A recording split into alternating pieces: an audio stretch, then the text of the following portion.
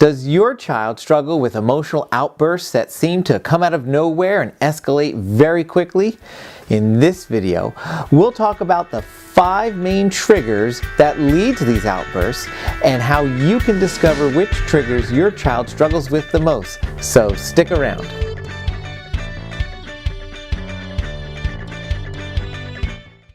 Hi everyone, I'm BJ and welcome to Little Rooted Minds, where we help you empower your kids to think and thrive. As we've been exploring the concepts of self-regulation and its role in thinking and learning, we've received some emails and comments asking a very simple question about, what about my child who struggles with self-regulation, who has these emotional outbursts that happen quickly in a way that I can't see what's triggering it, and they escalate very fast. I'm not so sure what to do. Behavior has a purpose and a reason behind it, and our job is to figure out what's causing a dysregulated response.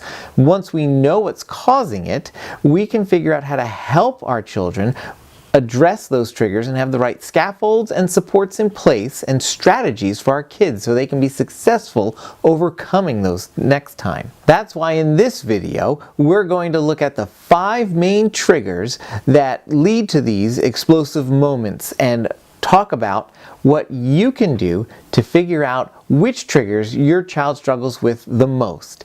Now, as we get started here, please make sure to subscribe to this channel, and if you haven't rung the bell already yet, ring that bell so you get notifications every time we upload a new video. And make sure to hit that like button if you find this video helpful. The 5 triggers that lead to these emotional outbursts are blocked goals, unmet expectations, violated rights, unresolved hurt, and environmental factors. A blocked goal is simply when a child has a goal in mind and for some reason they're blocked from getting to it.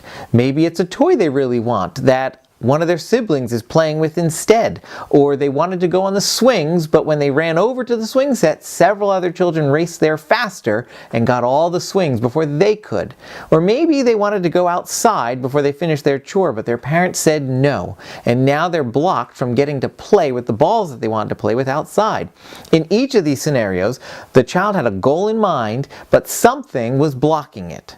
A violated right is when a child believes they have a right to something, but soon discovers that that right is not really there. For example, a child might think that they should get to stay up an extra half hour later because it's the weekend. But you know as mom or as dad that you have a busy Saturday and you want your child to go to bed at the right time. So when they discover that they're going to bed at their normal time, they feel like their rights have been violated at that point and they react. Those times where they just feel like that is what we call violated rights for a child. An unmet expectation is simply when a child is expecting something to happen, but it falls through for one reason or another. Perhaps they were expecting a cookie in their snack, but you served them carrots instead. Or maybe they were expecting to get to go outside after school today, but it started raining. Those unmet expectations for some children can lead to emotional outbursts or just a dysregulated moment. Unresolved hurt is a trigger that sometimes is a bit hidden because it's happened in the past, but it affects the present.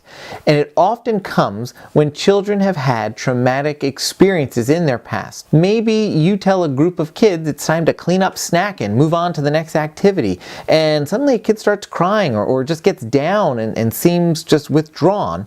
And perhaps what you don't know is that that child for several years went to bed hungry at times, and when they heard you say throw out whatever's left on your snack, they were hearing you tell them to be hungry again. And you weren't saying that, but you didn't know they had this unresolved hurt from the past. When children have that, sometimes we see this trigger show up and it seems like it's out of nowhere, but it's coming from somewhere in the past and we have to help them in the present to heal that trigger. Environmental factors is a trigger that encompasses a lot of different types of environmental pieces together. Maybe your child has some sort of a sensitivity to a certain type of food where it's not an allergy, but they react negatively when they have that food. Maybe it's a food dye that negatively impacts their behavior. Perhaps they have some sort of a sensory issue where they don't like certain cloth or certain types of textiles. Maybe that tag on the back of their shirt bothers them a lot, or their shoes are always feeling too tight. Maybe it's a simple trigger as they're sick that day. If your child has a toothache or is teething or is sick in some way or just slightly under the weather, that can be a trigger for them to have one of these emotional outbursts. And so those are environmental factors.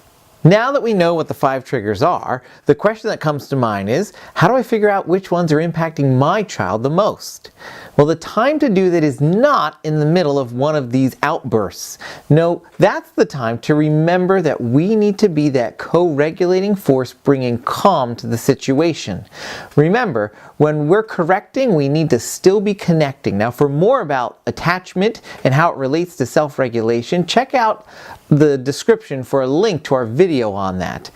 The time to figure out what these triggers are is after one of these outbursts happens. And here's what I want you to do starting now to help you figure this out. You need to grab yourself a simple notebook, just a simple spiral bound notebook, and write down a few things after each time your child has one of these dysregulated moments or outbursts. You want to write down the date, the time, what happened, how you addressed it, whether or not that was successful, and any other notes or things you noticed. If you have that basic information each time, you'll be able to look and see patterns after you've written down several different outbursts. You might notice a certain time of day your child struggles, a certain day of the week your child struggles, or it seems to be blocked goals are the reason, and it seems to be blocked goals when there's siblings involved, or blocked goals in the evening, or it might be a combination of several triggers, but you'll still find a couple of predominant ones. Once you have that information, you have a lot of knowledge about where your child's struggling, and now you can start developing strategies and scaffolds to help your child be successful in overcoming these triggers in the future. Now that we've talked about these triggers and you have a plan for how to start figuring out which triggers your child is struggling with the most, here's my question.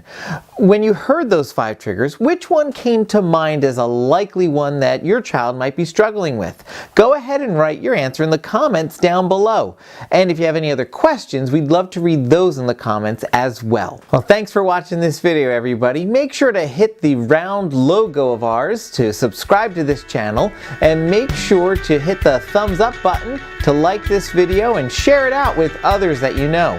Also, check out some of the videos that are appearing here on the screen, and always remember, it takes a big heart to grow little minds. Thanks, everybody.